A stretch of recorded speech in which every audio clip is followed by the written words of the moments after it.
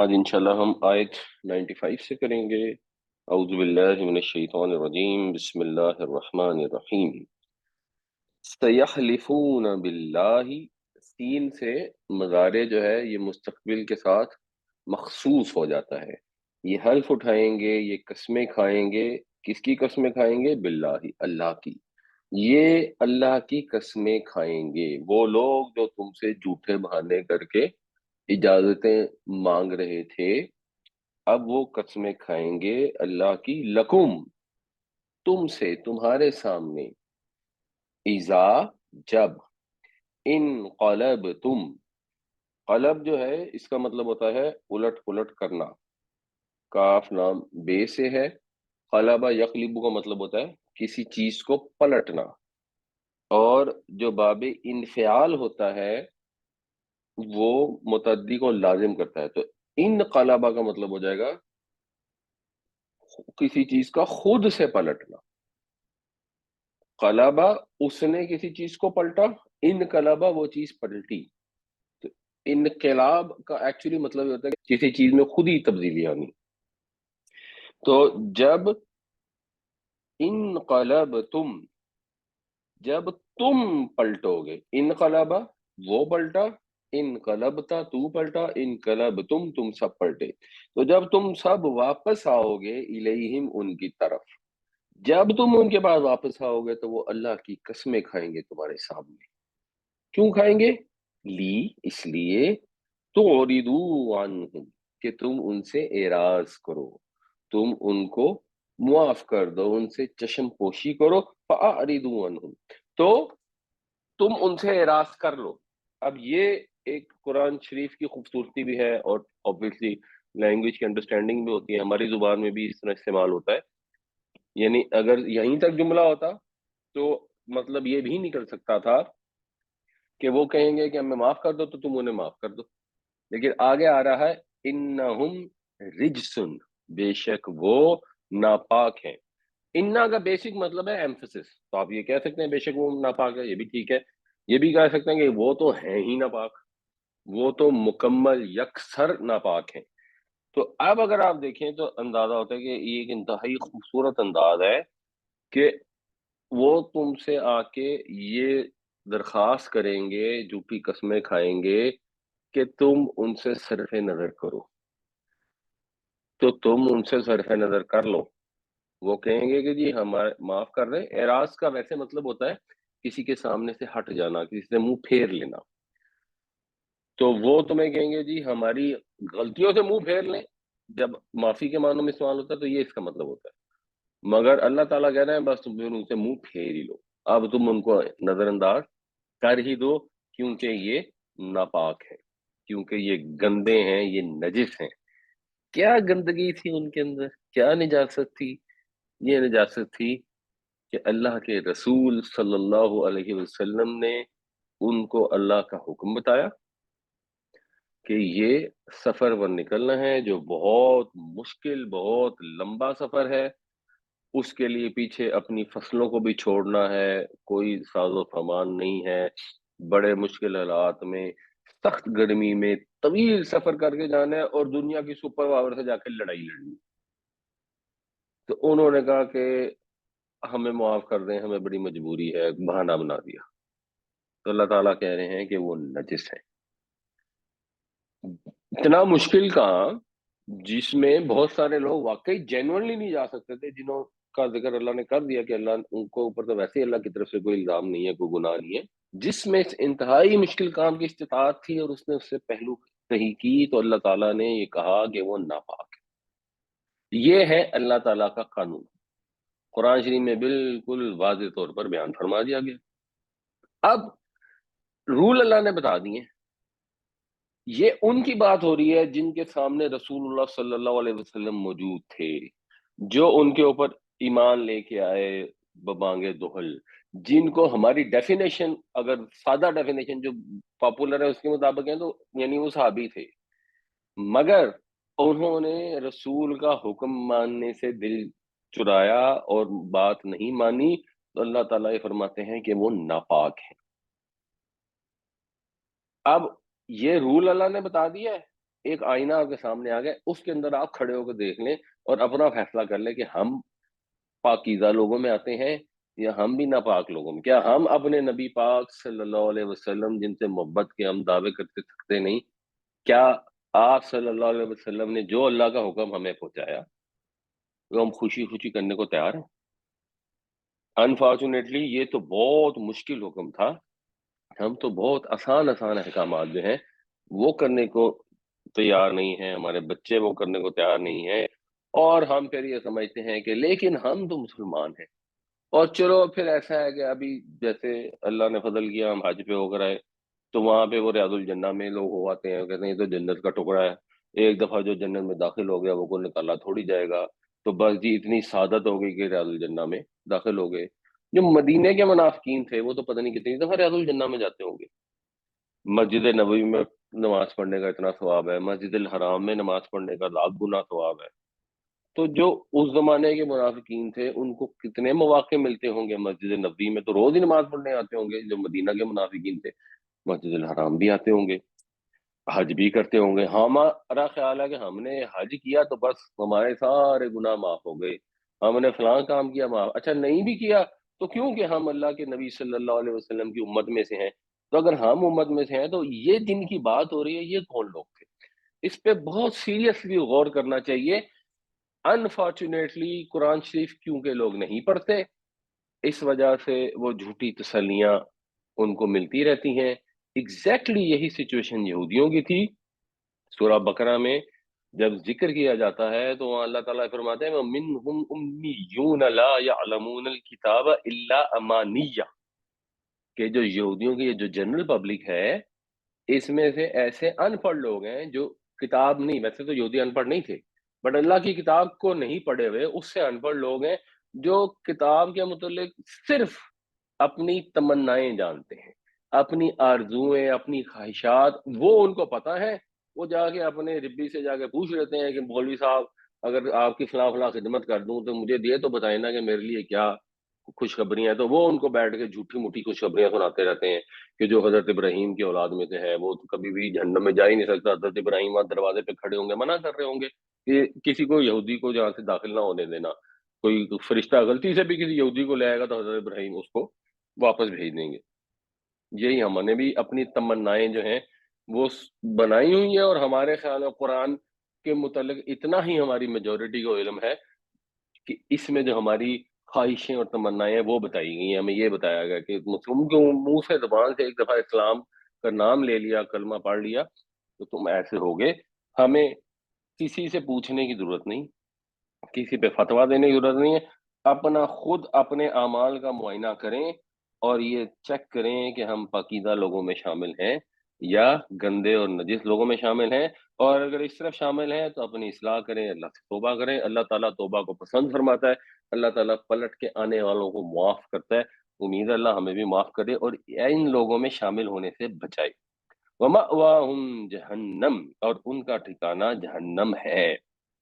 جزاءً، بدلہ، بما كانوا یکسبون، اس وجہ سے جو وہ کمائی کرتے تھے، یعنی با محاورہ ترجمہ بنے گا کہ ان کے کرتوتوں کی پاداش میں ان کا ٹھکانہ جہنم ہے۔ کوئی ایسا نہیں ہوا کہ کہیں ٹاس کیا گیا، کوئی لاٹری نکالی گئی اور کچھ لوگ جنت میں چلے گئے اور کچھ جہنم میں چلے گئے، یا جیسے لوگوں کا خیال ہے کہ بائی چانس کوئی اگر عبد القدوس کے گھر میں پیدا ہو گیا تھا وہ تو پکا جنتی ہے، اور جو پیٹر کے گھر میں پیدا ہو گیا وہ پکا جہنمی ہے۔ نہیں، جنت یا جہنم میں لے جانے والی چیز آپ کی اپنی کمائی ہے، جو کمائیں گے وہ پائیں گے۔ دنیا میں تو یہ رول ہے جنرل، اکثر کبھی کبھی انسان نے محنت نہیں بھی کی ہوتی اور پا لیتا ہے، کسی کا باپ بہت امیر تھا مر گیا اس کو جائیداد آ گئی، ہو سکتا ہے۔ آخرت میں تو یہی رول ہے، جو کمائیں گے وہی پائیں گے۔ اللہ تعالی ہم سب کو نیک کمائی کی توفیق عطا فرمائے۔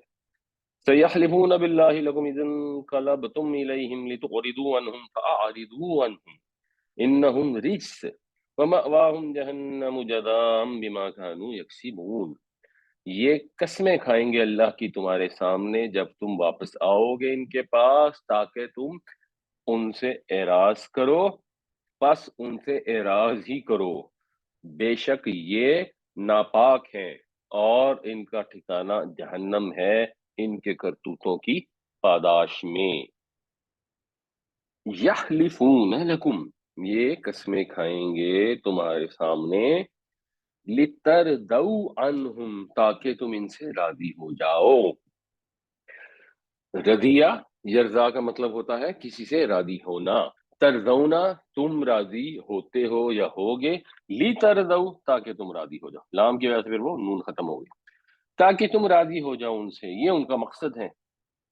فَإِن تَرْضَوْا عَنْهُمْ، بس اگر تم ان سے راضی ہو جاؤ۔ نبی کریم صلی اللہ علیہ وسلم تو کریم النفس تھے، آپ کے سامنے آ کے کوئی بہانے بناتا ہے، جھوٹی موٹی باتیں کرتا ہے، آپ ایک تو ظاہر میں معاملہ فرماتے تھے، دوسرے آپ کی طبیعت میں سختی نہیں تھی کہ اس چیز کے اوپر لوگوں کو اوپر سخت سرزنش کریں یا ان کو سزا دیں۔ آپ نے امکان یہی تھا کہ ان کو معاف کر دینا تھا یا ان سے جھوٹے بہانے تسلیم کر لینے تھے۔ تو آپ اگر ان سے راضی ہو جائیں، ویسے یہ پلورل ہے، اگر جو صحاب ہیں مسلمان سب وہ ان پہ یقین کر لیں، چلو نبی کریم صلی اللہ علیہ وسلم کو تو پھر اللہ تعالیٰ وہی سے انفارم کر دیتے ہیں، بٹ نارمل صحابہ کو تو نہیں پتہ لگتا تھا کہ کون منافق ہے اور کون مومن ہے۔ جب غزوہ احد میں عبداللہ بن ابئی 300 لوگوں کو ساتھ لے کے نکل گیا، یعنی آپ اندازہ لگائیں کہ شاید کچھ لوگ تو ہوں گے نا جو غزوے کے لیے نکلے ہی نہیں ہوں گے مے بی، بٹ وہ جو 1000 لوگ نکلے ان میں سے 30% ایسے تھے جو تو پکے مومن ہوں گے، وہ تو ڈیفینیٹلی نکلے ہوں گے، تو شاید 1000 کے علاوہ کچھ مسلمان نام کے پیچھے بھی موجود ہوں، مرد مسلمان، تو ہو سکتا ہے ٹوٹل واللہ عالم کتنے ہوں گے، 1500 ہو جتنے بھی ہو، بٹ جو نکلے 1000 ان میں سے بھی 300 ایسے تھے جو منافق تھے، 30%۔ اور بعد میں پھر کسی صحابی نے کہا کہ اگر مجھ سے غزوہ احد سے پہلے کوئی یہ پوچھتا کہ تم میں کوئی منافق ہے یا ان لوگوں کے متعلق یہ منافق ہے، تو میں کبھی یہ مان ہی نہیں سکتا تھا کہ یہ منافق ہے۔ یا اگلی آیتوں میں آئے گا کہ جو منافقین ہیں وہ اتنے ایکسپرٹ تھے اپنے نفاق کو چھپانے میں کہ عام جو سادہ لوگ صحابی ہیں، نیک نیت، خوش گمانی کرنے والے، حسن ظن رکھنے والے، وہ تصور بھی نہیں کر سکتے تھے۔ تو اللہ تعالیٰ یہ فرماتے ہیں کہ اگر تم ان سے راضی ہو جاؤ، فَإِنَّ اللَّهَ لَا يَرْضَىٰ، تو بے شک اللہ تعالیٰ راضی نہیں ہوگا عن القوم الفاسقین، فاسق لوگوں سے، ایسے لوگوں سے جنہوں نے اپنا عہد توڑ دیا۔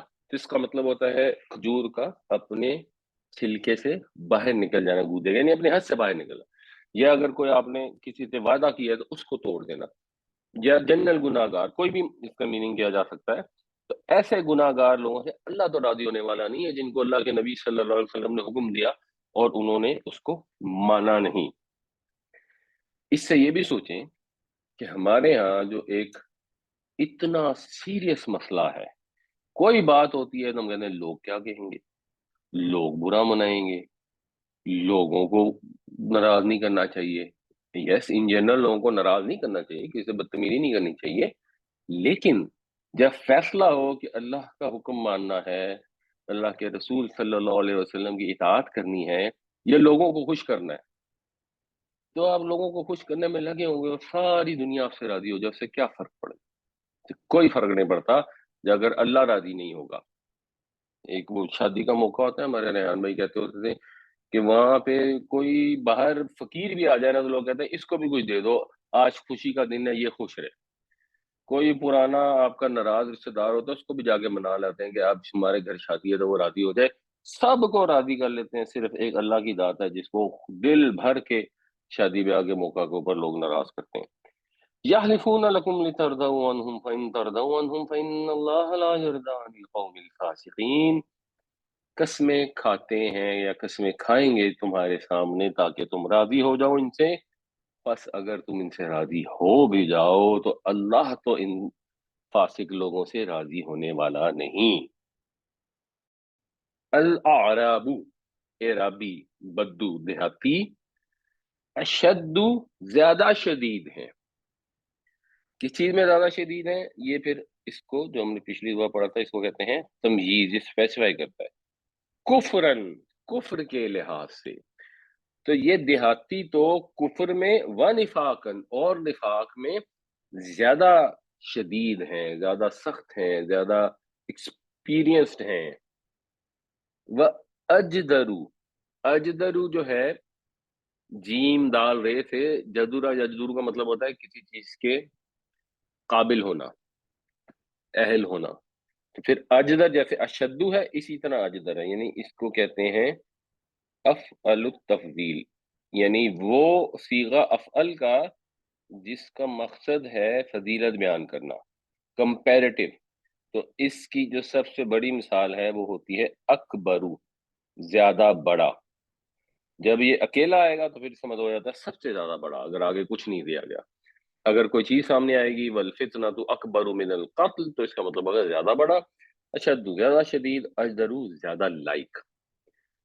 تو یہ جو دیہاتی ہیں یہ تو کفر اور نفاق میں زیادہ شدید ہیں اور زیادہ لائق ہیں اس بات کے. کس بات کے؟ اللہ، اللہ ہوتا ہے ان پلس لا، یعنی ان کے لا یعلمون، کہ یہ نہ جانے، یہ بے خبر رہیں، یہ اس چیز کے قابل ہیں، زیادہ قابل ہیں کہ یہ بے خبر رہیں. حدود ما انزل اللہ علی رسولی، اس چیز کی حدود سے جو اللہ نے نازل فرمائی اپنے رسول پر. یعنی یہ اعرابی کفر و نفاق میں زیادہ پختہ ہو گئے ہیں، زیادہ شدید ہیں، اور یہ قابل ہیں اس کی کہ زیادہ کہ ان کو پتہ ہی نہ ہو اللہ نے اپنے رسول پر جو اتارا ہے اس کی حدود کیا ہے. اللہ نے اپنے رسول پر کیا اتارا ہے؟ اللہ نے اپنے رسول پر قرآن اتارا ہے. اس کی حدود کیا ہیں؟ جو قرآن میں حدود بیان کی گئی ہیں. کئی جگہوں پہ واضح الفاظ بھی آتے ہیں تلک حدود اللہ فلا تعتدوها فلا تقربوها. تو جو قرآن میں اللہ نے حدود بیان کیے ہیں کہ یہ کرنا ہے اور یہ نہیں کرنا، یہ دیہاتی اسی قابل ہیں کہ ان کو نہیں پتہ لگے. مطلب اس سے کیا بنا کہ اسی قابل ہیں کہ ان کو نہ ہی پتہ لگے. ایکچولی آیت 122 میں اللہ تعالیٰ اسی سورۃ توبہ کی بیان فرمائیں گے کہ وما کان المؤمنون لینفروا کافہ، کہ یہ تو ممکن نہیں تھا کہ مومن جو ہے نا وہ سارے کے سارے نکل آتے. فلولا نفر من كل فرقة منهم طائفة، ایسا کیوں نہیں ہوا کہ ہر گروہ میں سے ایک چھوٹی جماعت نکلتی، لی یتفقہوا فی الدین، تاکہ وہ دین کے اندر فہم حاصل کرتی. وَلِيُنذِرُوا قَوْمَهُمْ، اور جا کے اپنی قوم کو خبردار کرتی، اذا رجعوا الیہم، جب ان کو واپس آتی، لعلہم یحذرون، تاکہ وہ ڈریں، تاکہ وہ بچیں. یعنی کانٹیکس کیا ہے کہ یہ جو بدو لوگ ہیں انہوں نے اپنی فصلوں کی بھی دیکھ بھال کرنی ہے. ہمارے دیہاتیوں کی فصلوں کی دیکھ بھال تو اور کمپلیکیٹڈ ہوتی ہے. اس زمانے میں جو کھجور وغیرہ کی فصل اور اس طرح کی چیزیں، بہرحال اس کی بھی سرٹن پیریڈ ہوتا ہے جس میں وہ اپنی فصل نہیں چھوڑ سکتے ہوں گے، اس کا بہت دھیان رکھنا پڑتا ہے. اور جو ان کے جانور ہوتے ہیں جانوروں کو بھی صبح و شام خدمت کی ضرورت ہوتی ہے. تو پریکٹیکلی یہ تو پاسبل نہیں ہے کہ وہ سارے کے سارے اٹھ کے آ جائیں. ہاؤ ایور یہ کوئی عذر نہیں ہے. اگر وہ دیہاتی ہیں، اگر وہ مدینہ میں نہیں رہتے، اگر ان کو نبی کریم صلی اللہ علیہ وسلم کی، صحابہ کرام کی صحبت میسر نہیں ہے، ان کی تربیت نہیں اس طرح ہو پا رہی جس طرح حضور کے ساتھ رہنے والوں کی صبح و شام تربیت ہو رہی ہے، تو یہ کوئی عذر نہیں ہے، یہ کوئی جسٹیفیکیشن نہیں ہے، اس پہ وہ بچ نہیں جائیں گے. اگر وہ دیہاتی تھے، مشکل تھا، کوئی بات نہیں، سارے کے سارے نہ آتے، ان میں سے کچھ نہ کچھ آتے اللہ کے نبی صلی اللہ علیہ وسلم سے قرآن سمجھتے، قرآن کو سمجھ کر پھر جا کے اپنی قوم کو سمجھاتے، خود سمجھتے، پھر جب واپس جاتے تو ان سے ان کی قوم سمجھتی. یہ اللہ تعالیٰ نے ڈیمانڈ کیا. نہیں انہوں نے سمجھی تو اللہ بھی کہہ رہے ہیں وہ ہیں اسی قابل، ان کو نہ ہی پتہ لگے. نہ ہی پتہ لگے گا مطلب کیا ہوگا؟ نہ ہی پتہ لگے گا تو وہ عمل بھی نہیں ہوگا. جب عمل بھی نہیں ہوگا تو یہ کوئی جسٹیفیکیشن نہیں ہوگی تو ہمیں تو پتہ نہیں تھا. اگنورنس آف لا جو ہے وہ کوئی آپ کو جسٹیفائی نہیں کرتی، وہ کوئی آپ کا عذر قابل قبول نہیں ہے کہ ہمیں تو پتہ ہی نہیں تھا. وہ جی میں تو موٹر وے پہ چڑھ گیا تو میں تو آیا تھا ادھر سے امریکہ سے، تو امریکہ میں تو الٹی طرف گاڑی چلاتے، تو میں نے بھی الٹی طرف داخل کر دی، تو مجھے تو پتا نہیں تھا، تو اب ایکسیڈنٹ ہو گیا تو کوئی بات نہیں، مجھے معاف کر دیں۔ آپ نے جس ملک میں جا کے گاڑی چلانی ہے یہ آپ کی ذمہ داری ہے کہ آپ نے سمجھنا کہ کیسے چلنا ہے۔ تو زندگی کی شاہراہ پر جب آپ نے سفر کرنا ہے تو آپ کی ذمہ داری ہے کہ آپ سمجھیں۔ آپ نہیں نکل سکتے تو آپ سارے اکٹھے ہو جائیں، اپنے میں سے کچھ لوگوں کو چنیں، ان کو کہیں جاؤ وہاں سے دین سیکھ کے آؤ اور ہمیں سکھاؤ۔ بالکل اسی طرح ہمارے پاس یہ کوئی جسٹیفیکیشن نہیں ہے کہ اصل میں ہمیں تو عربی آتی نہیں، تو مولوی صاحب جب تلاوت کرتے ہیں تو ہمیں سمجھ نہیں آتی، اور ویسے ہم پورا قرآن سننے کو تیار ہیں تراویحوں میں جا کر، پر جب وہ پورا قرآن سنتے ہیں تو ہمیں سمجھ اس کا 2% سے بھی نہیں اوپر آتا، کیونکہ اول تو مولوی صاحب اتنی تیز تیز پڑھے ہوتے ہیں کہ ہم سمجھ ہی نہیں سکتے، اتنی تیز تیز پڑھنا ہے کہ کسی سمجھنے والے کو بھی سمجھ نہ آئے، تو یہ کون سی عبادت ہے، یہ بھی سوچنا چاہیے۔ اور اگر وہ آرام سے بھی پڑھ رہے ہیں تو پھر بھی ہمیں سمجھ نہیں آتی، کیونکہ ہمیں تو عربی نہیں آتی نا، ہم تو بڑے مجبور ہیں۔ جیسے یہ بدو بڑے مجبور تھے کہ وہ اپنا اونٹ اور اپنی گائیں چھوڑ کے تو نہیں نکل سکتے تھے، اگر وہ چھوڑ کے ہی آ جاتے بالکل تو پیچھے سے جانوروں کو کیا ہوتا، تو وہ جو مجبوری ہے وہ اللہ کے ہاں کوئی ادھر ہے ہی نہیں۔ اور نتیجہ یہ ہے کہ جب اس طرح کی مجبوری کا لوگ آڑ لینے کی کوشش کر رہے ہیں تو اللہ تعالیٰ کہہ رہے ہیں کہ وہ ہیں ہی اسی قابل، بلکہ وہ زیادہ لائق ہیں اس چیز کے کہ ان کو پتہ نہ ہی لگے۔ واللہ علیم حکیم، اور اللہ تعالیٰ علم والا ہے، حکمت والا۔ اللہ تعالیٰ جو معاملہ کرتا ہے وہ علم اور حکمت کی بنیاد پہ کرتا ہے، تو اللہ تعالیٰ نے ایسا نہیں کیا کہ زبردستی اپنا دین کسی کو سکھا دے۔ جو دین سیکھنا چاہے گا اس کے لیے ایفرٹ کرے گا، اپنے آپ کو اس لائق ثابت کرے گا، اس کو دین کی معلومات، دین کا فہم حاصل ہوگا۔ جو بیٹھا رہے گا اور قرآن سے ہدایت حاصل کرنے کی کوشش نہیں کرے گا تو اللہ تعالیٰ اس کو نہیں دے گا۔ اس کے بعد وہ جا کے اس دیوار کے پیچھے چھپنے کی کوشش کرے کہ مجھے معلوم نہیں تھا، یا اس دیوار کے پیچھے چھپنے کی کوشش کرے کہ مجھے تو مفتی صاحب نے فتویٰ دے دیا، تو اللہ تعالیٰ مفتی صاحب کو جہنم میں ڈال دے۔ اللہ تعالیٰ مفتی صاحب کو کیوں جہنم میں ڈال دے؟ مفتی صاحب نے ہو سکتا ہے صحیح فتویٰ دیا ہو اپنی علم کے لحاظ سے، ہو سکتا ہے ان کا آپ کی سچویشن کا علم نہ ہو سکتا ہے مفتی صاحب کی نالج کم ہو، ان سے غلط فیصلہ ہو گیا ہو۔ آپ نے تو اپنا فیصلہ خود کرنا ہے، آپ نے اپنے عمل کا خود جواب دینا ہے، اور آپ کی ذمہ داری ہے کہ اللہ نے جو پیغام نازل کیا ہے اس کو سمجھیں، اس پر غور کریں، اس پر تدبر کریں۔ قرآن تو بار بار بار بار یہ کہہ رہا ہے عقل استعمال نہیں کرتے، اس قرآن پر تدبر کیوں نہیں کرتے؟ دلوں پہ تالے پڑے ہوئے ہیں، تو ظاہر سی بات ہے دلوں پہ تالے پڑے ہوئے ہیں، اسی لیے ہم کہتے ہیں کہ نہیں ہم تو عربی سیکھ نہیں سکتے، ہمیں تو یہ کیپیسٹی نہیں ہے، تو پھر اللہ تعالیٰ نے بھی اس کا یہی انجام مقدر کر رکھا ہے۔ اللہ تعالیٰ تو بار بار بتا رہے ہیں، ہم کو سمجھنا چاہے، ہدایت حاصل کرنا ہے، اللہ سے دعا ہے کہ ہم سب کو اس معاملے میں ہدایت عطا فرمائے۔ الاعراب اشد کفرا ونفاقا واجدر الا يعلموا حدود ما انزل اللہ علی رسولہ واللہ علیم حکیم۔ یہ دیہاتی زیادہ پختہ ہیں کفر اور نفاق میں، اور زیادہ لائق ہیں اس بات کے کہ بے خبر رہیں اس چیز کی حدود سے جو اللہ نے اپنے رسول پر اتارا ہے، اور اللہ علیم ہے اور حکیم ہے۔ وَمِنَ الْأَعْرَابِ مَن يَتَّخِذُ، اور دیہاتیوں میں سے ایسے ہیں جو، جیسے سورہ بقرہ میں تھا نا، ثُمَّ اتَّخَذْتُمُ الْعِجْلَ مِن بَعْدِي، پھر تم نے بچڑے کو بنا لیا اس کے بعد، کس چیز کو بنا لینا، کس چیز کو سمجھ لینا، اور پھر اتخذا کے دو مفعول ہوں گے، ایک وہ جس چیز کو سمجھا گیا، اور ایک یہ کہ کیا سمجھا گیا۔ وہاں پہ انڈرسٹوڈ کہ انہوں نے بچڑے کو معبود بنا لیا، یہاں پر مفعول آگے آ رہا ہے، ایک مفعول ہے ما ينفقو جس کو وہ خرچ کرتے ہیں، اور ایک مفعول ہے مغرمن۔ مغرمن ہم نے جب وہ زکوٰۃ کا پڑھے تھے نا، اس میں ہم نے پڑھا تھا غین رے میم سے اس کا مطلب ہوتا ہے تاوان، چٹی۔ تو انہوں نے اس چیز کو جسے وہ خرچ کرتے ہیں تاوان سمجھ لیا ہے، یعنی زکوٰۃ جو ان کو دینی پڑتی تھی، اب اس زکوٰۃ کے دینے پر ان کو شدید تکلیف تھی، وہ یہ ان کا مفہوم ہے کہ ان کا خیال تھا کہ مصیبت ہمارے گلے پڑی، وہ زکوٰۃ راضی خوشی ادا کرنے کو تیار نہیں تھے۔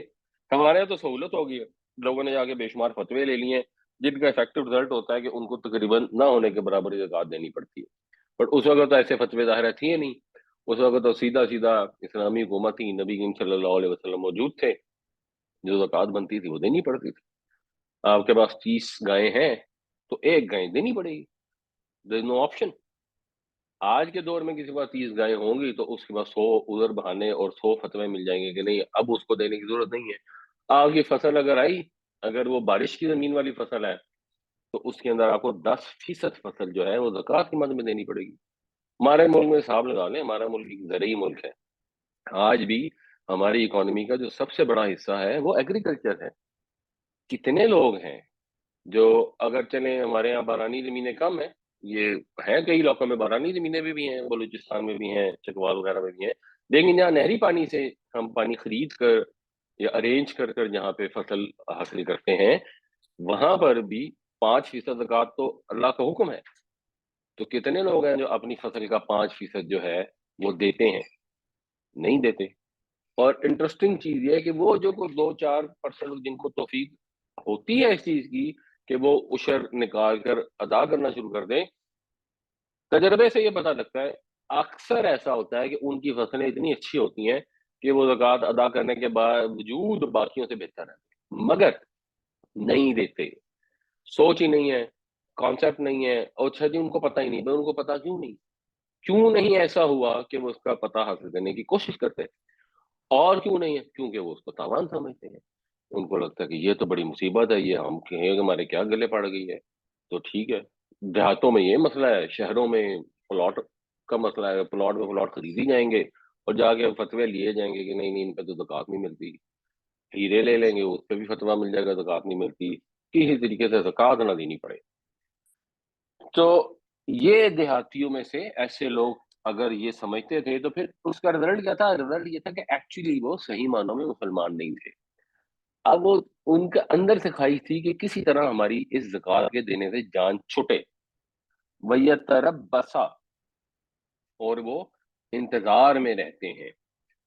ربص یربص کا مطلب ہے کسی موقع کی طاق میں رہنا. پھر اس سے جو باب تفاعل ہوتا ہے تربص یا تربص، یہ ہوتا ہے انتظار کرنا. یہ سورہ بقرہ میں جب طلاق اور اس کی بیوہ کی عدت کا بھی ذکر آتا ہے وہاں پر بھی یہی لفظ استعمال ہوتا ہے. وَيَتَرَبَّصَ بِكُمُ الدَّوَائِرَ، وہ انتظار میں رہتے ہیں تمہارے متعلق دوائر کا. دوائر جو ہے یہ دال واو رے سے ہے، تو اردو میں بھی لفظ استعمال ہوتا ہے. دور کا مطلب ہوتا ہے کسی چیز کا چکر کھانا، اسی سے پھر لفظ دائرہ بھی ہوتا ہے. اور دائرہ جو ہے یعنی بیسیکلی دال واو رے سے اگر آپ فائل بنائیں گے نا تو فائل بنے گا داویرن، اور داویرن سے جو مونس بنے گی وہ بنے گی داویراتن.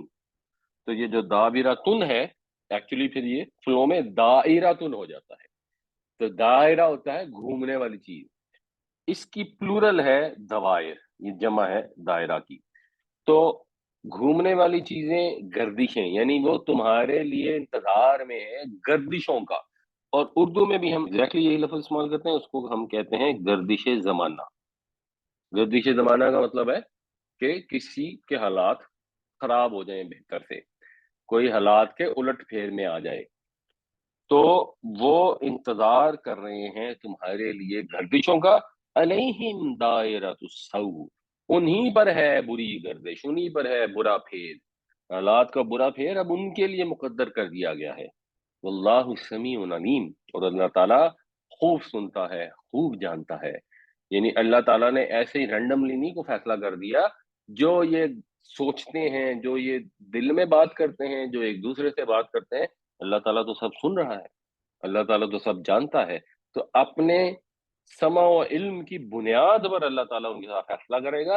اور اس نے یہی فیصلہ کیا ہے کہ اب جو منافقین ہیں جو زکوٰۃ ادا کرنے کو، کہیں بھی اللہ کی راہ میں خرچ کرنے کو، کسی جنگ کے لیے چندہ مجبوراً جو وہ پھر دکھاوے کے لیے دینا پڑتا ہے، اس کو اگر وہ ایک تاوان سمجھتے ہیں، چٹی سمجھتے ہیں، اور اس انتظار میں ہیں کہ کہیں مسلمان جا رہے ہیں تو چلو وہاں سے اگر رومی سلطنت سے ہار گیا جائیں گے تو ہماری جان چھوٹے گی، اس چکر میں پڑے ہوئے ہیں. تو ان کو پتہ ہونا چاہیے کہ ایکچولی ان کے لیے اب برا زمانہ آ گیا ہے. وَمِنَ الْأَعْرَابِ مَن يَتَّخِذُ مَا يُنْفِقُ مَغْرَمًا وَيَتَرَبَّصُ بِكُمُ الدَّوَائِرَ، अलैहिम दायरतुस्सौ वल्लाहु समीउन अलीम। और इन देहातियों में से वो भी हैं जो समझते हैं उस चीज को जो वो खर्च करते हैं तावान, और वो तमन्नाई हैं, वो इंतजार में हैं तुम्हारे लिए गर्दिशों का, उन्हीं पर है बुरी गर्दिश। और अल्लाह ताला समीओ अलीम है। और अब जनरली अल्लाह ताला ऐसे ही करते हैं, इवन यहूदियों का भी जिक्र होता है, तो फिर जो उनमें से अच्छे वाले लोग हैं उनको भी अल्लाह ताला कहीं ना कहीं जिक्र फरमा देते हैं। तो अगर ये देहाती ऐसे, तो सारे ऐसे नहीं है, सब की ये सिचुएशन नहीं है, इनमें से ऐसे भी हैं। व मिनल आराबी मन युमिनु बिल्लाहि वल यौमिल आखिर, जो ईमान रखते हैं, और देहातियों में से हैं जो ईमान रखते हैं अल्लाह पर और यौम आखिरत पर। इसका क्या मतलब है? ये पहले वाले ईमान नहीं रखते। तो कलमा तो उन्होंने भी पढ़ा हुआ था, जिसने कलमा पढ़ लिया वो तो जन्नत में दाखिल हो गया, ये तो हुजूर की हदीस भी है। तो फिर समझना चाहिए उस हदीस का मतलब क्या है। तो वो जिन्होंने कलमा पढ़ लिया, और जो जंग के लिए निकलने को तैयार नहीं, और जो ज़कात अदा तो कर रहे हैं, दे तो रहे हैं, लेकिन दिल में उनकी तंगी है, वो ईमान नहीं रखते। हाँ, इन देहातियों में कुछ ऐसे हैं जो अल्लाह पर ईमान भी रखते हैं और यौम आखिरत पर भी ईमान रखते हैं। क्योंकि देहाती जिंदगी ऐसी होती है कि नेचुरली उनके अंदर एक सख्ती पैदा होना पॉसिबल होता है, लेकिन वो जस्टिफिकेशन नहीं है। उनमें से ईमान, सही वाला ईमान रखने वाले लोग भी हैं। वयत्तखिज़ु मा युनफिकु कुर्बातिन इंदल्लाह, और वो समझते हैं उस चीज को जो वो खर्च करते हैं अल्लाह के हुजूर कुर्बा, यानी करीबा, या करबू का मतलब होता है करीब होना, कुर्बातुन होता है कुर्बत का जरिया। इसको हम उर्दू में कुर्बत कहते हैं, हम तो उसका मतलब कहते हैं नजदीकी। तो नजदीकी भी उसका वैसे मतलब है, लेकिन नजदीकी का जरिया मतलब है। तो वो समझते हैं उस चीज को जिसे खर्च करते हैं अल्लाह के नजदीक होने का जरिया, कुर्ब इलाही का वास्ता, वसीला। और अब इसको वैसे आप उधर से भी कंपेयर कर सकते हैं, यानी होता क्या है, इंसान क़यामत वाले दिन जाके बचना चाहता है अजाब से, फिर वो उसके रास्ते ढूंढता है। तो मुशरिकीन मक्का ने जो झूठे खुदा बनाए हुए थे, वो भी उसका एक रास्ता था ना। वो कहते यही थे, कुरान शरीफ में अल्फाज आते हैं कि वो कहते थे कि हम इनकी उस तरह इबादत थोड़ी करते हैं, हम वो वाला शिर्क थोड़ी करते हैं जो तुम, हम तो असल में इनको इसलिए पुकारते हैं, इनसे इसलिए हमने ताल्लुक जोड़ा हुआ है, इनके आगे इसलिए सजदे करते हैं कि ये हमें अल्लाह के करीब कर दे। हिंदुओं का भी यही कॉन्सेप्ट है। हमारे यहाँ जो लोग अल्लाह को छोड़ के दूसरों से मांगते हैं, दूसरों से उम्मीदें लगाते हैं, उनका भी यही कॉन्सेप्ट है कि असल में वो अल्लाह के एक प्यारे हैं, तो हम उनको पकड़ लेंगे तो वो हमें अल्लाह के करीब कर देंगे। तो अल्लाह ताला ये बता रहे हैं कि अल्लाह के करीब होने का तरीका क्या है। तो अल्लाह ताला के करीब होने का तरीका ये है कि अल्लाह की राह में खर्च करो। अल्लाह की राह में खर्च करोगे तो ये अल्लाह के करीब करेगा। तो ऐसे देहाती भी हैं जो सही मानों में ईमान रखते हैं अल्लाह और यौम आखिरत पर, और अपने खर्च को, अपनी ज़कात को, अपने सदक़ात को कुर्ब इलाही का ज़रिया समझते हैं। वसलावातिर रसूली, और रसूल की दुआएं। अच्छा, अब इसमें अगर आप देखें तो ऑब्वियसली ये भी नसब के अंदर है। अब दो मतलब हो सकते हैं। दो मतलब क्या हो सकते हैं कि ये युनफिकू का हो गया मफूल अव्वल, ये युनफिकू का है मफूल दौम। तो ये पहला मफूल है, ये दूसरा मफूल है यत्तखिज़ू का। तो ये यत्तखिज़ू का पहला मफूल है, ये दूसरा मफूल है। अब ये सलावात जो है, ये पहले मफूल में भी आ सकता है, दूसरे में भी आ सकता है।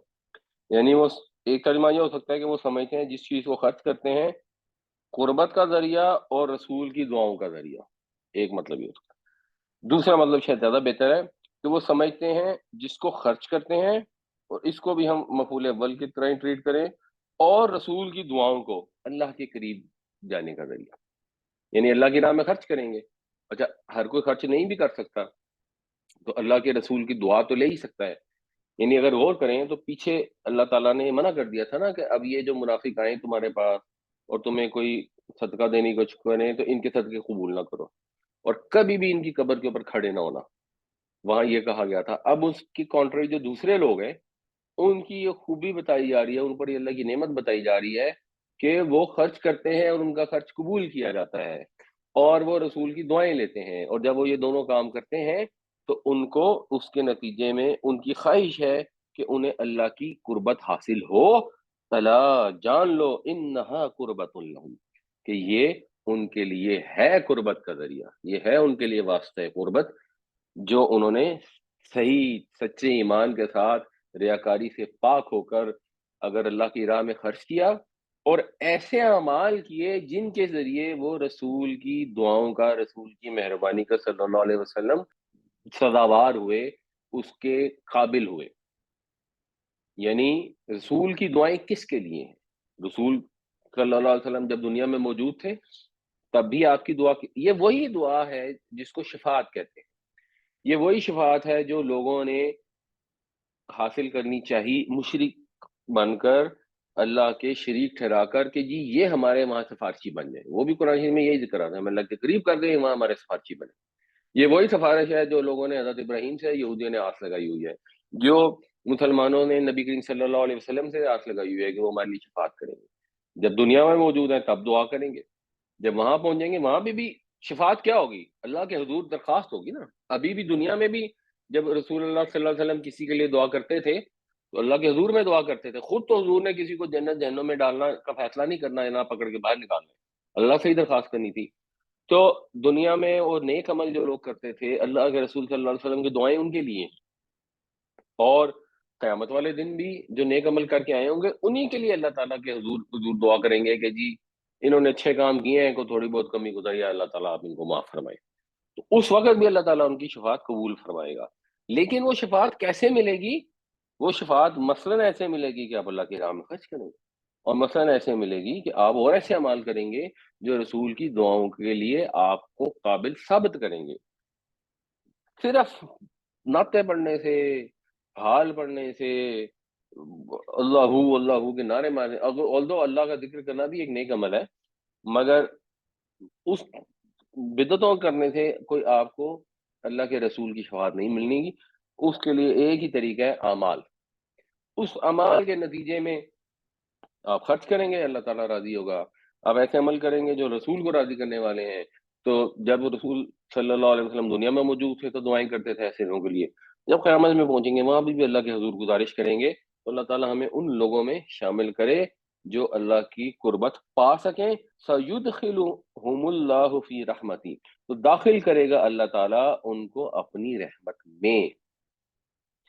ان اللہ غفور الرحیم، بے شک اللہ تعالیٰ معاف کرنے والا، رحم فرمانے والا. یعنی دنیا میں کمی کوتاہی، غلطیاں، گناہ تقریباً سب سے ہوتے ہیں، کوئی بات نہیں، ہو گئے ہیں. اب اس کو انڈو کرنے کی کوشش کریں.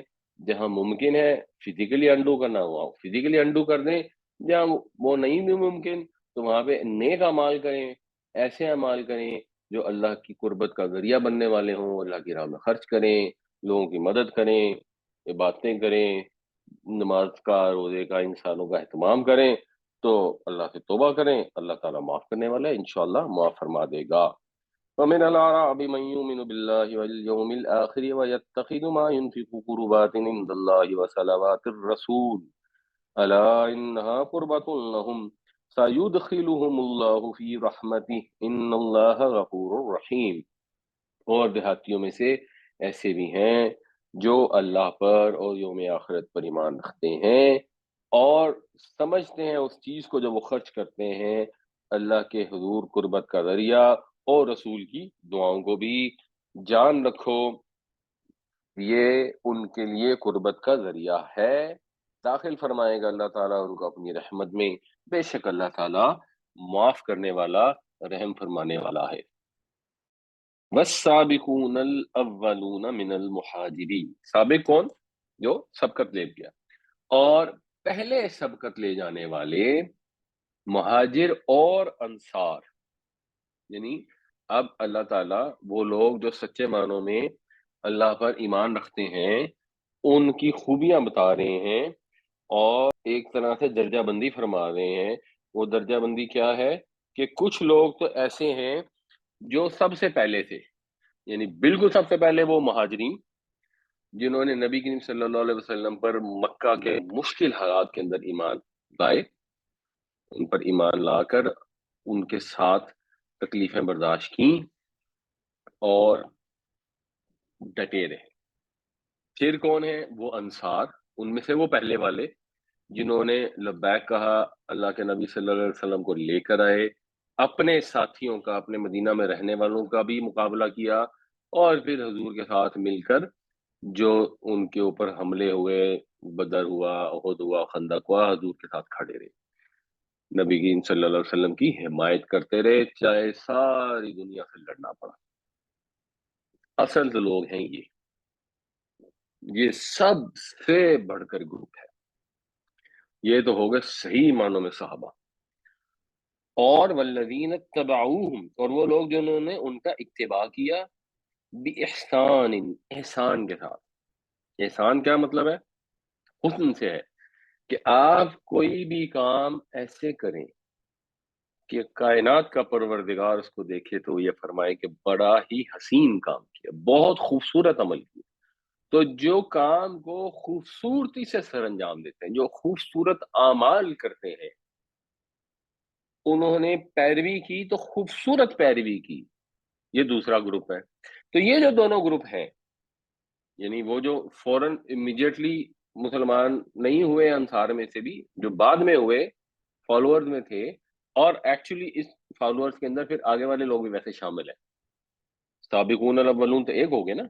अब जो उनके फॉलोअर हैं, वो मदीना के नबी करीम सल्लल्लाहु अलैहि वसल्लम के दौर के फॉलोअर्स भी थे, और एक लिहाज से उसमें बाद वाले भी होंगे, कि हर वो शख्स जो असहाबे रसूल सल्लल्लाहु अलैहि वसल्लम की पैरवी करे, जो उस तरीके पर चले जो उन्होंने इख्तियार किया अपने नबी की इताअत में, उसी तरह इताअत करने की कोशिश करे, या इस तरह इताअत करने की कोशिश करे कि हर अमल को खूबसूरत बनाए। आपने अपने ड्राइवर से बात करनी है, ड्राइवर को काम कहना है, ड्राइवर ने कोई चीज मिस कर दी है, उसको समझाना है कि बेटा ये तुमने क्यों नहीं किया, तुम्हें काम कहा था, ये तुमने गाड़ी सही नहीं चलाई, ये तुमने टक्कर मार दिया है, जो भी किया है। जब आपने उससे मामला करना है, तो मामला शुरू करने से पहले, मामला शुरू करने के बाद, मामले के दौरान हर लम्हा आपको ये एहसास हो कि मेरा रब मुझे देख रहा है। और उस एहसास के मद्देनजर आपका एक एक जुमला नपातुला हो कि अल्लाह ताला ये फरमाएंगे कि इसने खूबसूरत तरीके से मामला किया। ये वो लोग हैं। तो वो आज भी हो सकते हैं। तो उन लोगों के लिए क्या है? रज़ी अल्लाहु अन्हुम व रज़ू अन्हु, राजी हो गया अल्लाह उनसे। हम जब कहते हैं रज़ी अल्लाह, उसका तो मतलब होता है दुआ। किसी को भी हम कहेंगे रज़ी अल्लाहु अन्हु, तो इसका मतलब होता है अल्लाह ताला उससे राजी हो। अल्लाह ताला जब खुद ये फरमा रहा है कि वो राजी होगा, तो ये तो मतलब है डेफिनेटली। तो उन साबिकून अल अव्वलून से, और जो उनके ताबेईन थे जिन्होंने खूबसूरत तरीके से पैरवी की, अल्लाह उनसे राजी हो गया। वो रज़ू अन्हु, और वो भी उससे राजी है। वो भी इस चीज पे राजी है कि मोहम्मद सल्लल्लाहु अलैहि वसल्लम हमारे रसूल है, अल्लाह हमारा रब है। वो खुशी खुशी रजामंदी के साथ उसकी इताअत करते हैं। जब कोई तकलीफ आती है, तो वो कहते हैं अच्छा जी, ये हमारे गुनाहों का इसमें अल्लाह ने एक तरह से कफारा कर दिया। जब कोई मुश्किल आती है, तो कहते हैं अल्लाह ताला हमारा इम्तिहान ले रहा है। जब कोई आसानी आती है, तो अल्लाह का शुक्र अदा करते हैं। दुख मिलता है तो सब्र करते हैं। किसी भी हाल में उम्मीद का दामन नहीं छोड़ते। हर वक्त अपने रब से अच्छी उम्मीद रखते हैं। जो भी तकलीफ आती है, अपने रब के ऊपर ईमान रखते हुए इस चीज को समझते हैं कि अल्लाह की तरफ से तकलीफ आई है, कोई बात नहीं, इस्तिकामत के साथ, हिम्मत के साथ हालात का मुकाबला करते हैं।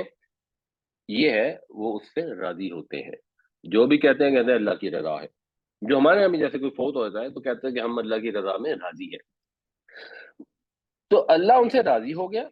वअद्दा लहुम जन्नातिन तजरी तहतहल अनहारु खालिदीन फीहा अबदा, और उसने तैयार कर रखी है उनके लिए जन्नतें जिनके नीचे नहरें बहती हैं, वो हमेशा हमेशा रहेंगे उनमें, अबद तक के लिए। यानी फिर ये और एम्फेसिस हो गया, हमेशा ही उसमें रहेंगे। इसमें बस ये एक फर्क है, जब जहन्नुम का जिक्र आता है ना, उसके साथ खालिदीना फीहा के साथ अबदन गालिबन नहीं आता। कुछ लोग उससे नजरिया निकालते हैं, एक सर्टन लोग होंगे जो जहन्नम से बाहर भी निकाले जाएंगे। हदीसों से भी यही पता लगता है। एक फर्क यहाँ ये है कि आमतौर पे आता है मिन तहती हल अनहार, यहाँ पे मिन नहीं आया, तो फिर ये तहता हल अनहार आ गया। ये ज़र्फ के मानों में होता है शायद। ज़ालिकल फौजुल अज़ीम, یہ ہی بڑی کامیابی ہے، اصل کامیابی تو ہے ہی یہ۔ منافقین نے کہا کہ ہماری فصلیں بچ جائیں، ہمارا کاروبار بچ جائے، ہمارے نفس راضی ہو جائے، گھر والے خوش ہو جائیں، معاشرے والے خوش ہو جائیں، تو یہ ہمارے لیے کامیابی ہے۔ یعنی دنیا کی کامیابی تو وہ کامیابی نہیں ہے، اصل کامیابی تو یہ ہے کہ اللہ تعالیٰ راضی ہو جائے۔ والسابقون الاولون من المہاجرین والانصار والذین اتبعوهم بإحسان رضی اللہ عنہم ورضوا عنہ وأعد لهم جنات تجری تحتها الانہار خالدین فیہا ابدا ذلک الفوز العظیم۔ اور پہلے سبقت لے جانے والے مہاجرین اور انصار میں سے، اور وہ لوگ جنہوں نے ان کی پیروی کی خوبصورتی کے ساتھ یا احسان کے ساتھ، راضی ہو گیا اللہ ان سے اور وہ اس سے راضی ہوئے، اور اس نے تیار کر رکھے ہیں ان کے لیے ایسے باغ جن کے نیچے نہریں بہتی ہوں گی، وہ ہمیشہ ہمیشہ ان میں رہیں گے، اور یہی بڑی کامیابی ہے۔ یہی چیز ایک اور سورہ فجر میں بھی آتی ہے، اور وہ اکثر آپ نے سنی ہوگی، نماز کے اندر تلاوت اس کی اکثر کی جاتی ہے، یا ایتھا النفس المطمئنہ، اے نفس مطمئن۔ وہ نفس جو اللہ سے راضی ہوتا ہے پھر وہ مطمئن ہو جاتا ہے نا، اس کو اطمینان حاصل ہو جاتا ہے۔ اے نفس مطمئن ارجعی الی ربک راضیۃ مرضیہ، چل اپنے رب کی طرف اس حال میں کہ تو اس سے راضی اور وہ تجھ سے راضی۔ فادخلی فی عبادی، پھر داخل ہو جا میرے پسندیدہ بندوں میں، میرے نیک بندوں میں، وادخلی جنتی، اور داخل ہو جا میری جنت میں۔ بالکل یہی والا مضمون یہاں پہ بھی آتا ہے۔ وَمِمَّنْ حَوْلَكُمْ مِنَ الْأَعْرَابِ مُنَافِقُونَ، من من مل کے ہو گیا ممن، اور حول ہوتا ہے جیسے ماحول ہوتا ہے، ارد گرد، تو تمہارے ارد گرد من العرابی جو اعراب ہیں، ممن ان میں سے، یعنی دو من ہو گئے نا، من حولکم من العرابی منافقون، تو دیہاتیوں میں سے تمہارے ارد گرد میں سے منافق بھی ہیں، ومن اہل المدینہ، اور مدینے والوں میں بھی ہیں۔ تو دونوں جگہ منافق ہیں، دیہاتی ذرا زیادہ سخت ہیں، زیادہ اس کے اوپر شاید نفاق پر قائم ہیں ان کے، اور مدینے میں بھی ہیں۔ مردو علی النفاق،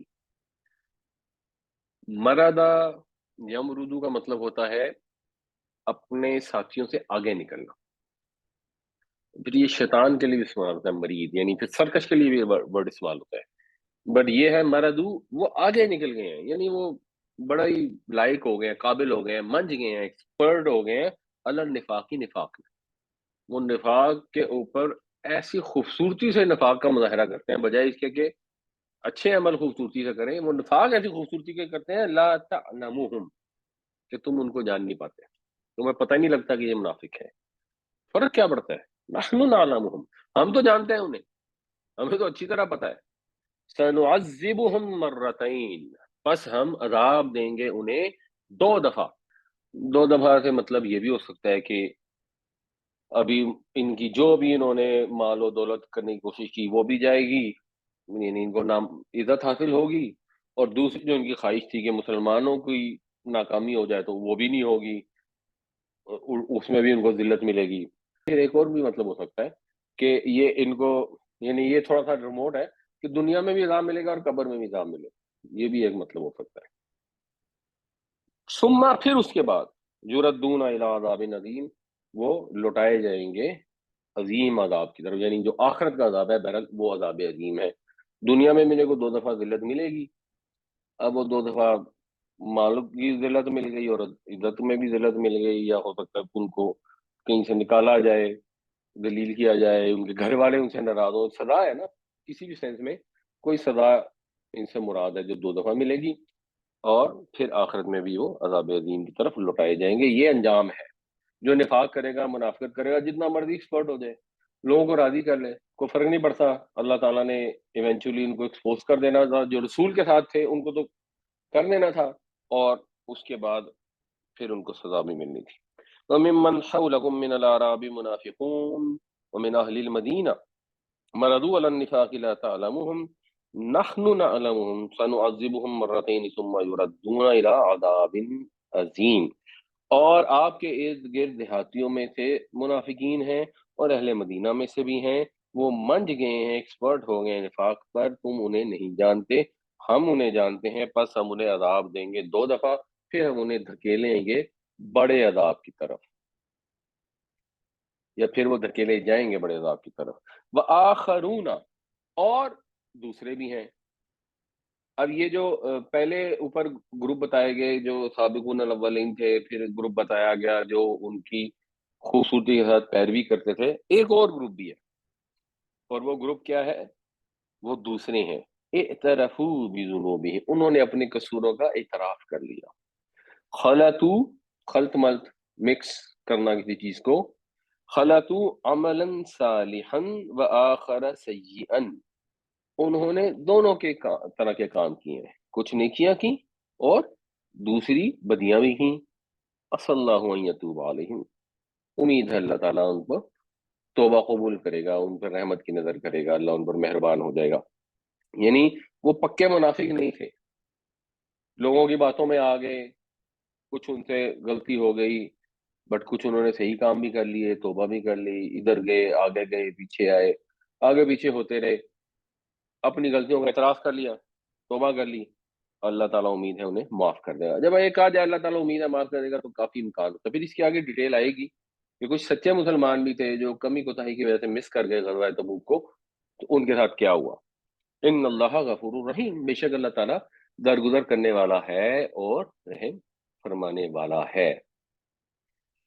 وآخرون اعترفوا بذنوبهم خلطوا عملا صالحا وآخر سيئا عسى الله ان يتوب عليهم ان اللہ غفور الرحیم، اور دوسرے ایسے بھی ہیں جنہوں نے اعتراف کر لیا اپنے گناہوں کا، ان کے ملے جلے اعمال ہیں، کچھ نیک اور کچھ بد، امید ہے کوئی بعید نہیں، اللہ تعالیٰ ان کو معاف کر دے، ان پر رحمت کی نظر فرمائے، بے شک اللہ تعالیٰ غفور ہے، رحیم ہے۔ تو یہ اپنے اعمال کا جائزہ لیں، غلطی ہوگی تو اس کو مان لیں۔ یہ اصل پرابلم کیا آتی ہے، ایک وہ حضرت علی کا قول کہتے ہیں، واللہ عالم ان کا قول ہے یا نہیں، تو کہتے ہیں کہ انسان گناہ کی وجہ سے جہنم میں نہیں جائے گا، انسان گناہ کے اوپر اصرار کی وجہ سے جہنم میں جائے گا۔ تو جب آپ غلط کام کر رہے ہیں، آپ کو کوئی توجہ دلاتا ہے، آپ کے ہاں جی غلط، کوشش کریں اس سے رک دیں، فوراً نہیں رک پاتے، کچھ عرصہ لگ جاتا ہے اس سے باز آنے میں، بعد آگے اللہ سے توبہ، اللہ تعالیٰ قبول کر لیں۔ آپ کام کریں غلط، اس کے بعد سود کا کام کر لیں، اسلامک بینکنگ کر لیں، آپ کو پتہ بھی لگ رہا ہے کہ بالکل غلط، وہ غلط کام کر کے اس کے بعد آپ ڈٹے رہیں کہ نہیں نہیں نہیں نہیں نہیں نہیں نہیں نہیں، تو پھر ظاہر ہے اس میں شامل نہیں ہو سکتے۔ چلو پہلے گروپ میں تو نہیں ہے، سابقون الاولون میں نہیں ہے، ان تابعین میں بھی نہیں ہے جنہوں نے انتہائی خوبصورت طریقے سے اپنے اعمال کی اور پیروی کی اللہ کے نبی صلی اللہ علیہ وسلم کے صحابہ کی، تو چلو اس گروپ میں شامل ہو جائیں کہ جن کے اچھے کام بھی ہے برے کام بھی ہے، تو جو برے کام ہے ان کو مان لیں، اللہ سے توبہ کریں، پھر دوبارہ غلطی ہو جائے گی، کوئی بات نہیں، دوبارہ توبہ کر لیں، ڈھیٹوں کی طرح اس پہ اڑے نہ رہیں۔ جب آپ ڈھیٹوں کی طرح اڑے رہیں گے تو پھر آپ کو اللہ سے مغفرت اور رحمت کی امید نہیں رہتی۔ خذ من اموالہم صدقہ، لیجئے ان کے مالوں میں سے صدقہ، یعنی منع کیا گیا تھا نا منافقین سے، بالکل صدقہ نہیں لینا، بالکل ان کے لیے جنازے پہ نہیں کھڑے ہونا، جو لوگ معافیاں مانگ رہے ہیں، اپنے گناہوں کا اعتراف کر رہے ہیں، یعنی وہ منافقین جو بعد میں ٹھیک ہو گئے اس واقعے کے بعد، جب انہوں نے دیکھا کہ رومی سلطنت سے بھی لڑ کے آ گئے ہیں اور وہ بادشاہ بھاگ گیا وہاں سے، اور نبی کریم صلی اللہ علیہ وسلم پھر اور لوگ دین میں داخل ہو گئے ہیں، تو ٹھیک ہے، وہ اب معافی مانگ رہے ہیں اور واقعی اسلام صحیح والا لانا چاہ رہے ہیں، تو ٹھیک ہے، ان کو لانے دیں، ان کے مالوں میں سے صدقہ بھی لیں، تو تطہرہم وتزکیہم بہا، یعنی جب آپ ان سے صدقہ لے لیں گے تو اس کے ذریعے آپ انہیں پاکیزہ بنائیں گے، وتزکیہم، اور ان کا تزکیہ کریں گے۔ فرق عام طور پہ ہوتا ہے کہ تطہیر جو ہوتی ہے نا، اس میں غالب ہوتا ہے ظاہری پہلو، اور تزکیہ ہوتا ہے باطنی پہلو، ہے تو دونوں کا مطلب پاک کرنا۔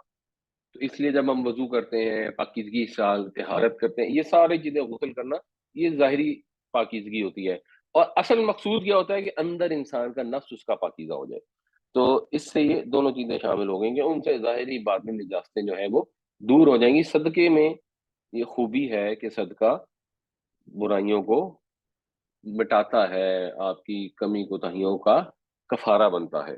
वसल्ली अलैहिम, और उनके लिए दुआ करें, उनके जनाजे भी पढ़ें, उनके लिए वैसे भी दुआ करें। इन्न सलातक सकनुल लहुम, बेशक आपकी दुआ उनके लिए तस्कीन का जरिया है। तो आप उनके लिए दुआ करें, अल्लाह ताला उनको तस्कीन देगा। तो हम भी अल्लाह की राह में सदका करें, ऐसे अमाल करें कि हम अल्लाह के नबी की दुआ का सदावार बन सकें। दुनिया में भी जो अल्लाह के रसूल सल्लल्लाहु अलैहि वसल्लम वाले दुआएं कर गए, और आखिरत में भी जो आपने सिफारिश करनी है, हमें उसकी अल्लाह के रसूल सल्लल्लाहु अलैहि वसल्लम की शफाअत नसीब हो। इन्ना सलातक सकनुल लहुम, बेशक आपकी नमाज उनके लिए, वो आपकी दुआ उनके लिए तस्कीन के जरिए। वल्लाहु समीउन अलीम, और अल्लाह ताला सुनने वाला है, अल्लाह ताला जानने वाला है। अल्लाह ताला ने कोई रैंडम फैसला नहीं करना, अल्लाह ताला ने अपने समात और इल्म की बुनियाद पर फैसला करना है। मुसलमानों के लिए इसमें तसल्ली है, और जो नाम के मुसलमान हैं उनके लिए इसमें एक तरह से वार्निंग है। खुज़ मिन अम्वालिहिम सदक़तन तुतह्हिरुहुम व तुज़क्कीहिम बिहा व सल्लि अलैहिम इन्न सलातक सकनुल लहुम वल्लाहु समीउन अलीम। लीजिए इनके मालों में से सदका, कबूल कीजिए इनके मालों में से सदका, इससे आप इन्हें पाकीज़ा बनाएंगे और इनका तज़किया करेंगे, और इनके लिए दुआ करें, बेशक आपकी दुआ इनके लिए तस्कीन का जरिया है। अलम यअलमू, क्या वो नहीं जानते, अन्नल्लाह हुवा यक़बलुत तौबा, कि अल्लाह ही तो है जो कबूल फरमाता है तौबा अन इबादिही, अपने बंदों की। व यअखुदुस सदकाती, और पजीराई करता है सदकात की। अल्लाह की खातिर ही तौबा करनी है, अल्लाह की खातिर इन्फाक करना है। इन्फाक करना है तो घबराने की जरूरत नहीं है, तौबा करनी है तो ये सोचने की जरूरत नहीं है कि मेरे तो इतने गुनाह है कैसे माफ होंगे। नहीं, इस चीज से पता नहीं है क्या, अल्लाह ही तो है जो तौबा कबूल कर लेता है। निफाक हो गया, निफाक का वैसे उलट होता है इन्फाक, इन्फाक करने से निफाक से बंदा बच जाता है। तो निफाक हो गया, रसूलुल्लाह सल्लल्लाहु अलैहि वसल्लम की इताअत से पहलू तही हो गई, कोताही हो गई, कोई बात हो गई, अब पता लग गया, अब एहसास हो गया, अल्लाह की राह में सदका भी करें, अल्लाह के हजूर तौबा करें। इस चीज का पता नहीं है कि अल्लाह ताला तो तौबा भी कबूल करता है, अल्लाह ताला सदकात को भी कबूल कर लेता है। वन्नल्लाह हुवा तव्वाबुर रहीम, और अल्लाह ताला बहुत तौबा कबूल करने वाला, बहुत रहम फरमाने वाला है। ये जो अल्लाह ताला सदकात कबूल कर लेता है, ये अल्लाह की बड़ी मेहरबानी है, वरना अल्लाह का ही दिया हुआ सब कुछ है। उस अल्लाह के दिए हुए में से थोड़ा सा निकाल के हम उसकी राह में खर्च करते हैं, तो अल्लाह ताला कैसी गहराई फरमाता है। और मसलन सूरह बकरा में अल्फाज आते हैं, मन दल्लज़ी युक़रिदुल्लाह क़रज़न हसना, कौन है जो अल्लाह को कर्जा दे खूबसूरत कर्ज। तो अल्लाह ताला ने उस चीज को अपने लिए कर्ज का लफ्ज इस्तेमाल किए, इतनी ज्यादा अपने हकीर मखलूक की अल्लाह ताला ने पजीराई फरमाई है। जो ये जो माल की जो मोहब्बत है उससे थोड़ा सा मोहब्बत कम करके उसको अल्लाह की राह में खर्च करते हैं। तो करें जितनी अल्लाह ने इस्तिताअत दी है, जहां तक मुमकिन है अल्लाह की राह में सदकात भी खर्च करें, अल्लाह से तौबा भी करें, अल्लाह ताला इंशाल्लाह माफ कर देगा। ये कभी नहीं सोचना चाहिए, ना तो ये सोचना चाहिए कि अल्लाह बड़ा मेहरबान और रहीम है, जो मर्जी हम करें उसने तो माफी करना, गुनाह किए जाओ। ये शैतान का धोखा है। शैतान का दूसरा धोखा ये है कि हमारे तो गुनाह इतने ज्यादा, हम जो भी कर लें हमने बख्शे नहीं जाना, चलो फिर जिंदगी तो एंजॉय कर लो, दुनिया तो एंजॉय करो, आखिर में तो जहन्नम में जाना। ये भी शैतान का धोखा है, दोनों चीजें गलत हैं। ना मुसलमान अपने रब के गजब से न डर होता है, और ना मुसलमान अपने रब की रहमत से ना उम्मीद होता है। अलम यअलमू अन्नल्लाह हुवा यक़बलुत तौबत अन इबादिही व यअखुज़ुस सदकाति वन्नल्लाह हुवत तव्वाबुर रहीम, क्या ये नहीं जानते कि अल्लाह ही तो है जो कबूल फरमाता है तौबा अपने बंदों की, और कबूल फरमाता है सदकात, और ये कि अल्लाह बड़ा तौबा कबूल करने वाला और बहुत रहम फरमाने वाला है। अल्लाह ताला हमें सही मानों में मुसलमान बनने की तौफीक अता फरमाए, निफाक से पाक रखे, तौबा की तौफीक अता फरमाए, इन्फाक की तौफीक अता फरमाए, हमारी कमियों कोताहियों से दरगुजर फरमाए, हमें कुरान पढ़ने, समझने, उस पर अमल करने की तौफीक अता फरमाए। जो भी हम में कमी कोताही है, हम नहीं अरबी जुबान को जानते, जितनी इस्तात है उसके लिहाज से अल्लाह ताला हमें कुरान का फहम अता फरमाए, उसके जरिए हमारी इस्लाह फरमाए। आमीन या रब्बल आलमीन।